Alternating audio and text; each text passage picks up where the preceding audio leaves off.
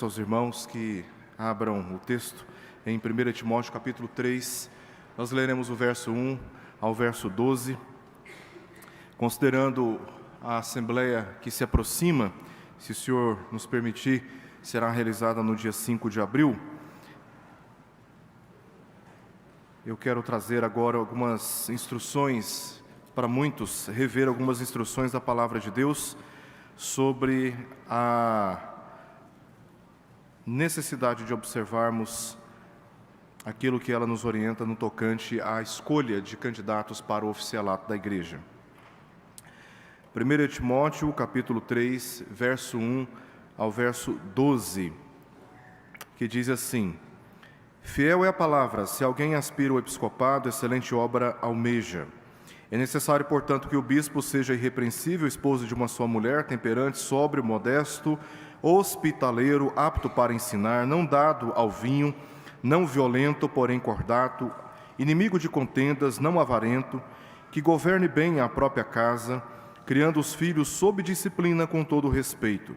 Pois se alguém não sabe governar a própria casa, como cuidará da igreja de Deus? Não seja neófito, para não suceder que se ensoberbeça e incorra na condenação do diabo. Pelo contrário, é necessário que ele tenha bom testemunho dos de fora, a fim de não cair no opróbrio e no laço do diabo. Semelhantemente, quanto a diáconos, é necessário que sejam respeitáveis, de uma só palavra, não inclinados a muito vinho, não cobiçosos de sorte da ganância, conservando o mistério da fé, com a consciência limpa. Também sejam estes primeiramente experimentados, e se mostrarem irrepreensíveis, exerçam o diaconato. Da mesma sorte, quanto a mulheres, é necessário que sejam elas respeitáveis, não maldizentes, temperantes e fiéis em tudo. O diácono seja marido de uma só mulher, governe bem os seus filhos e a própria casa. Vamos ler o verso 13. Pois os que desempenharem bem o diaconato alcançam para si mesmos justa preeminência e muita intrepidez na fé em Cristo Jesus. Vamos orar? Pai, diante da Tua Palavra, nós pedimos que o Senhor nos instrua nesta manhã e nos prepare para procedermos da maneira bíblica em relação ao processo, Deus, de eleição para oficiais que o Senhor está nos permitindo realizar no próximo mês. Nós te pedimos, ó Deus, especialmente nesse momento também, a Tua bênção sobre o nosso país, ajudando-nos, ó Deus, a lidar com as aflições do momento, com maturidade, com serenidade, com calma e, sobretudo, na confiança de que as nossas vidas se encontram sob os cuidados soberanos do Senhor. Oramos por isso, Pai, e te pedimos em nome de Jesus. Amém. Queridos irmãos, a Confissão de Fé de Westminster, no capítulo 30, parágrafo 1, declara o seguinte: o Senhor Jesus, como Rei e cabeça da sua igreja, nela instituiu um governo nas mãos dos oficiais dela. E assim nós acreditamos que o governo de Cristo se revela na igreja através dos seus oficiais, com base em várias passagens das Escrituras, e essa aqui que nós lemos é uma destas. Mas como os homens se tornam oficiais na igreja? Esse é o propósito que eu tenho aqui nesta manhã, observando o texto da Palavra de Deus e nos preparando para a Assembleia que se aproxima. A epístola, ela é classificada como uma epístola pastoral, porque ela é uma correspondência de um pastor, o apóstolo Paulo, para outro pastor, Timóteo, que se encontrava nesse momento em Éfeso. E nessa epístola, o apóstolo Paulo teve como objetivo destacar algumas instruções quanto à conduta da igreja. A primeira instrução que Paulo dá à igreja através do seu pastor é sobre a oração. Ele trata isso do capítulo 2, verso 1 até o verso 8. A segunda instrução que ele nos dá está no capítulo 2, verso 9 até o verso 15. Ele instrui a igreja, particularmente as mulheres, sobre como lidar com aqueles que exercem autoridade dentro da igreja. A outra instrução que o apóstolo Paulo dá está no capítulo 3, no texto que nós lemos. E o objetivo de Paulo aqui é instruir a igreja, e particularmente aqueles que exercem autoridade dentro da igreja. E algumas observações importantes que eu gostaria de fazer aqui antes de nós entrarmos no texto propriamente falando. Primeiro, meus irmãos, aqui Paulo se ocupa em orientar Timóteo sobre quem pode exercer autoridade na igreja, né? Não significa que por ser homem todos estão habilitados. Não, dentre os homens, Paulo deixa bem claro quem pode exercer autoridade. Segundo, ele assume que devem ser homens com base nos princípios que Deus intencionou na criação. Não podem ser mulheres. Todos aqui são tratados pelo apóstolo Paulo como sendo habilitados para o exercício de autoridade de governo na igreja, quando homens encontrados qualificados para tal ofício. Ele distingue aqui no texto os ofícios entre bispos, que significa um supervisor, corresponde ao presbítero, dos diáconos, que são os servos. Ele faz uma distinção de ofício aqui para Timóteo. Ele fala sobre os bispos, depois ele diz quanto aos diáconos, e aí ele vai especificar algumas qualidades que precisam ser identificadas neles. Então nós temos aqui na passagem 2 ofícios sendo tratados pelo apóstolo Paulo. Estes deveriam ser pessoas distintas por qualidades espirituais, morais, familiares, exigentes. Quando a gente lê as qualificações, as exigências, nós ficamos surpresos com o nível de rigor. E a razão, pelo menos há 2 razões, porque Paulo ele especifica essas exigências tão altas assim. Primeiro, porque esses oficiais, eles devem servir como exemplos para o rebanho, como modelos para o rebanho.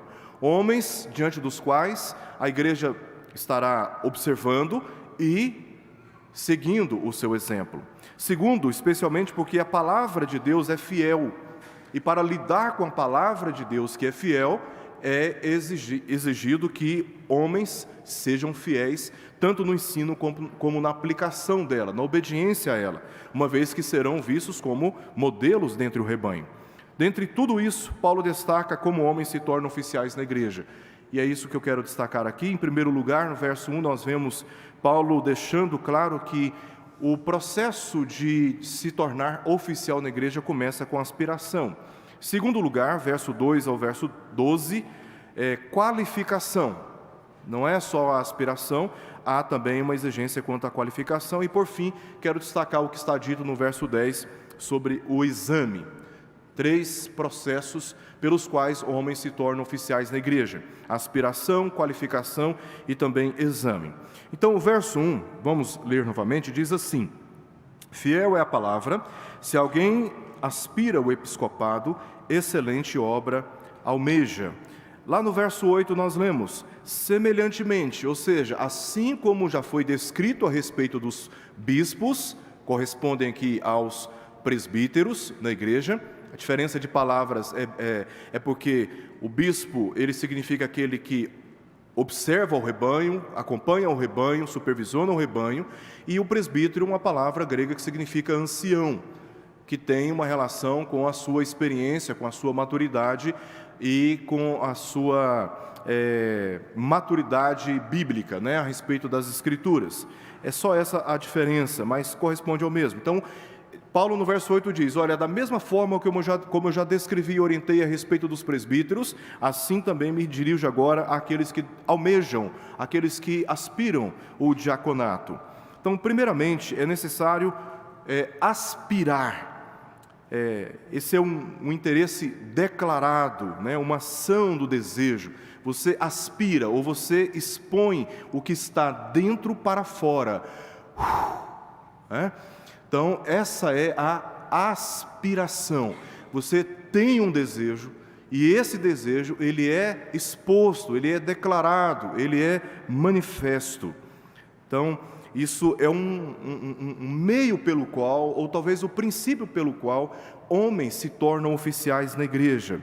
Esse desejo não é pecado. Você desejar ser um oficial na igreja, você desejar o ofício do presbiterato, do diaconato, não há nenhum pecado, não há nenhum tipo de constrangimento ou dificuldade em relação a isso, quando esse desejo é resultado do Espírito Santo sobre determinados homens na igreja. Por isso, alguns homens não têm interesse, outros podem ter interesse.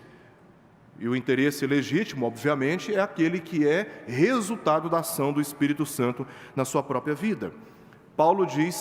Lucas diz em Atos, capítulo 20, verso 28, atendei, se referindo a bispos, e no mesmo texto, se referindo também a presbíteros, atendei por vós e por todo o rebanho sobre o qual o Espírito Santo vos constituiu bispos, para pastoreardes a igreja de Deus, a qual ele comprou com seu próprio sangue. Então, quem constitui bispo na igreja é o Espírito Santo. Não é um desejo vago, não é um desejo dirigido por qualquer outro interesse, senão aquele que o próprio Espírito Santo concedeu e concebeu no seu próprio coração. Em última análise, um homem se torna presbítero ou diácono porque o Espírito Santo desperta nele um grande amor pelas pessoas, desejo de se sacrificar por elas, de pastorear, de servir, de se abnegar, de renunciar a interesses pessoais pelo bem do rebanho. Se um profundo desejo e vontade por isso, sem um profundo desejo e vontade por isso, homem nenhum pode ou deve ser oficial na igreja. Se homens não são impulsionados pelo Espírito de Deus, pelas motivações da palavra do Senhor, sem esse desejo, sem esse interesse, devem ser honestos e dizer, eu não posso ser um oficial na igreja. Pode ter até as qualificações bíblicas, mas se não há esse desejo, se não há esse interesse, dificilmente eles vão funcionar com alegria, com prazer. Pelo contrário, vão tratar o ofício como sendo algo pesado demais e estarão o tempo todo murmurando ou até mesmo se omitindo das responsabilidades que esse ofício exige. O oficialato só pode ser assumido por homens verdadeiramente vocacionados por Deus, que tenham claras motivações de contribuir com o bem da igreja, jamais movidos pelos atrativos do poder e da evidência. É certo que muitos acabam admitindo porque querem posições de destaque na igreja. Esses desejos não são legitimamente bíblicos e devem ser reprovados por tais homens. Então, em primeiro lugar, Paulo deixa claro que é necessário, no processo aqui, antes de falar sobre qualificações, ele fala que é necessário que os homens aspirem pelo episcopado, tá? Semelhantemente, os diáconos também. Agora, no verso 2 ao verso 12, vemos que o desejo não é suficiente, é preciso apresentar qualificações. O Novo Testamento é perfeitamente claro e positivamente enfático ao dizer que somente homens biblicamente qualificados podem ser indicados ao oficialato. Se você indicou pessoas que não atendem biblicamente aquilo que está escrito e é revelado a nós por parte do Senhor, se arrependa disso e negue votar na pessoa que você mesmo indicou. Ainda há tempo. Mas se você indicou pessoas que atendem exatamente às indicações bíblicas, vote nessa pessoa na confiança de que esta é a vontade de Deus para o seu povo. Além do desejo, a Bíblia exige que os candidatos sejam indicados e eleitos somente se possuírem as qualificações declaradas por ela. Tais qualificações protegem o rebanho de Deus de homens impulsionados por motivações erradas, os quais negligenciariam o pastoreio e a assistência, e o pior, envergonhariam o propósito bíblico do oficialato eclesiástico. É por isso que a palavra já nos previne, deixando claro para nós quais são as qualificações que precisam ser observadas. Um homem desqualificado biblicamente, ocupando uma posição de liderança, inevitavelmente gera prejuízos para toda a igreja. E aí, depois de eleitos, não é honesto, não é leal, não é correto ficar criticando, depreciando, fazendo campanha contra, boicotando. Isso não é honesto, porque se nós não procedermos de forma bíblica, temos que aceitar que a justiça de Deus seja exercida sobre nós, que a disciplina de Deus seja exercida sobre nós, tendo que lidar com homens que não deveriam ocupar funções oficiais na igreja. E frequentemente a instrução bíblica é repetida, mas ainda assim a motivação às vezes pode ser não aquelas que são recomendadas biblicamente falando. Queremos de alguma forma promover pessoas que representem o nosso pensamento e até defendem as nossas críticas. Mas muitas vezes deixamos de observar que esse não é o critério. O critério é aquele que está na palavra de Deus. Por isso, Deus, em sua graça, nos deu claras e amplas instruções através da sua palavra quanto à vida daqueles que podem ser indicados e eleitos para o oficialato na igreja. Então nós temos aqui no verso 12, verso 2 até o verso 12, basicamente 15 qualificações exigidas àqueles que aspiram ao episcopado, dentre as quais 10 são destacadas para os diáconos, do verso 8 até o verso 12. A intenção aqui de Paulo é de instruir que o desejo não é determinante para aqueles que ocuparão um ofício na igreja, e sim complementar a essas qualificações. O desejo precisa ser acompanhado pelas qualificações, e eu quero repetir aqui rapidamente todas essas qualificações, contemplando os dois ofícios. É necessário, portanto, por causa da palavra que é fiel, é necessário, portanto, que o bispo, o presbítero, ele seja irrepreensível, esposo de uma só mulher, temperante, sóbrio, modesto, hospitaleiro. É necessário que ele seja apto para ensinar, não dado ao vinho, não violento, porém cordato, inimigo de contendas, não avarento, e que governe bem a própria casa. Porque se ele não sabe governar a própria casa, certamente ele não saberá lidar com a igreja, que representa uma responsabilidade maior. Verso 6, ele não pode ser neófito. A palavra neófito aqui, ela é uma composição de duas palavras. Neo significa novo e fitos, que significa planta. A ideia que essa palavra dá é a de uma planta cuja raiz, as suas raízes são curtas. Então, facilmente entra em falsas doutrinas, facilmente submete-se a pressões, facilmente é manipulado, porque é imaturo, ainda não tem raízes, ainda não tem um couro grosso, né? Não é como se diz popularmente, ainda não é aroeira, é neófito, né? Não tem maturidade bíblica para lidar com a imensa responsabilidade pastoreal do povo de Deus. Portanto, não pode ser neófito, para não suceder que se ensoberbeça e incorra na condenação do diabo. Pelo contrário, é necessário que ele tenha bom testemunho dos de fora. Verso 7, a fim de não cair no opróbrio, na vergonha, no vexame e no laço do diabo. Da mesma forma, semelhantemente, quanto a diáconos, é também necessário, assim como ele diz lá no verso 2, é necessário. Agora ele diz, do mesmo modo e necessário, que sejam respeitáveis, de uma só palavra, pessoas que são comprometidas e sérias no uso da palavra. Que sejam respeitáveis, de uma só palavra, não inclinados a muito vinho, não cobiçosos de sorte da ganância, conservando o mistério da fé com consciência limpa. Também sejam estes primeiramente experimentados, e se mostrarem irrepreensíveis, aí sim exerçam o diaconato. Ele abre um parêntese e fala sobre as mulheres, assim como ele fala das mulheres no verso 9, como as mulheres devem lidar com os homens que exercem autoridade. Fechando o parêntese, ele volta a falar sobre a questão do diácono, porque ele não associa a mulher aqui como uma diaconisa. Lá atrás, ele já tinha dito, no verso 12, que ele não permite que mulher exerça a autoridade de um homem. Então, ele não está falando aqui de mulheres na mesma categoria dos diáconos. Em segundo lugar, ele está falando das mulheres no tocante à relação com aqueles que exercem autoridade, assim como ele falou no capítulo anterior, no capítulo 2.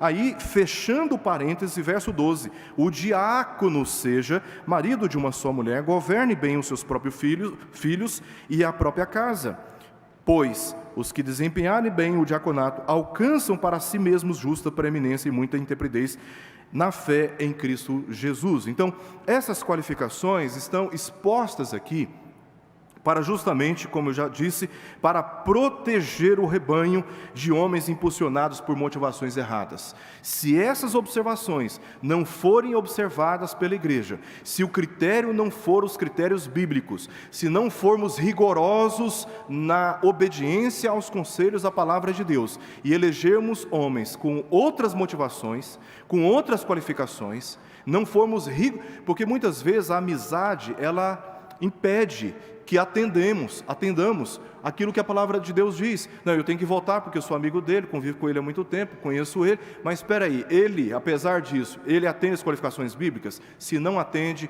não vote. Seja sério em relação a isso, porque a igreja do Senhor depende, entre aspas, de homens biblicamente qualificados para o exercício da autoridade e assim, portanto, refletir ou expressar o governo de Deus no meio do seu povo.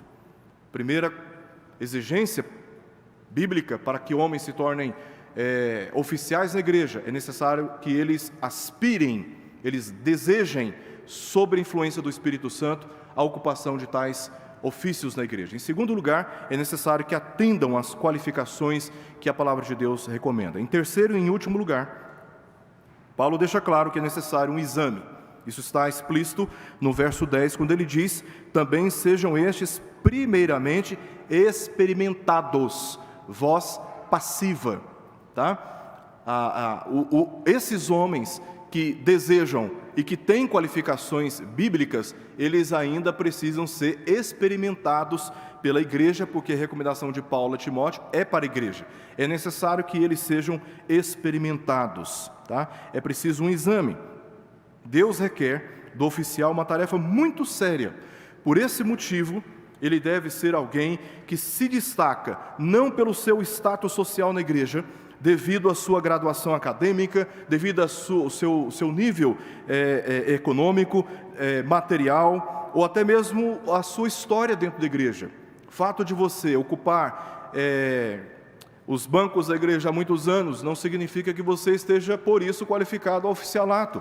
Há pessoas que, inclusive, são novas no contexto histórico da igreja e que são perfeitamente qualificados para o ofício no seu lugar. Obviamente, o que Paulo está deixando claro é que os oficiais, os homens que almejam o oficialato, precisam ser provados tanto no caráter quanto na espiritualidade, e não sobre história da igreja, sobre poder econômico, grau de formação acadêmica ou coisa semelhante. É nesse sentido que ele diz que é preciso ser experimentados. O texto de 1 Timóteo 5, 22 a 25, nos ensina que a avaliação humana quanto ao caráter e ações é necessária para evitar que pessoas erradas ocupem posições de responsabilidade na liderança da igreja.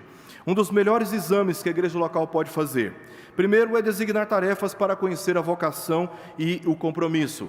Não podem ser pessoas, como a própria Constituição da nossa igreja, pensando nos textos da Escritura, diz, não podem ser pessoas com menos de 1 ano dentro da igreja, precisam ser pessoas com mais tempo. Qual que é o pensamento da Constituição da nossa igreja?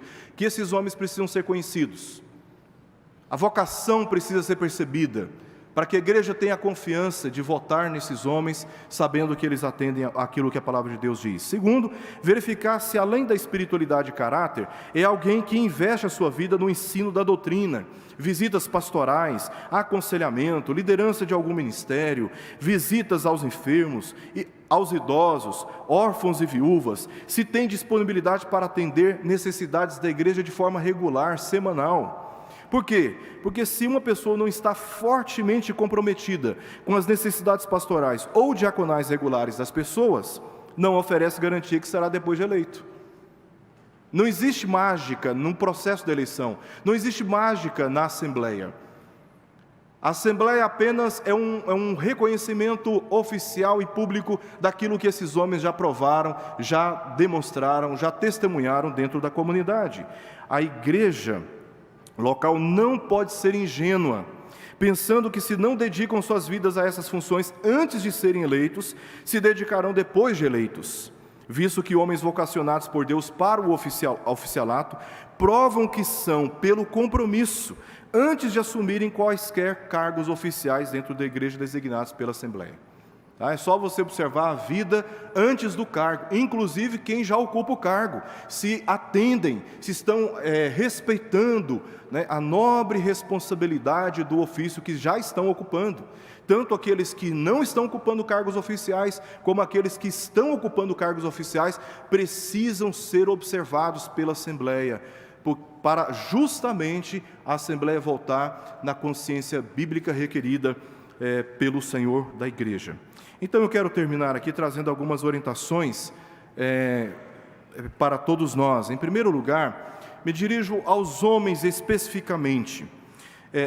Deseja exercer a função do presbiterato ou do diaconato. Esse desejo ele é honroso, ele é legítimo, ele é aprovável, né? Verifique se atende às qualificações exigidas da palavra de Deus. Faça esse autoexame honesto, transparente, sincero, né? Com você mesmo, observando o que diz a palavra de Deus.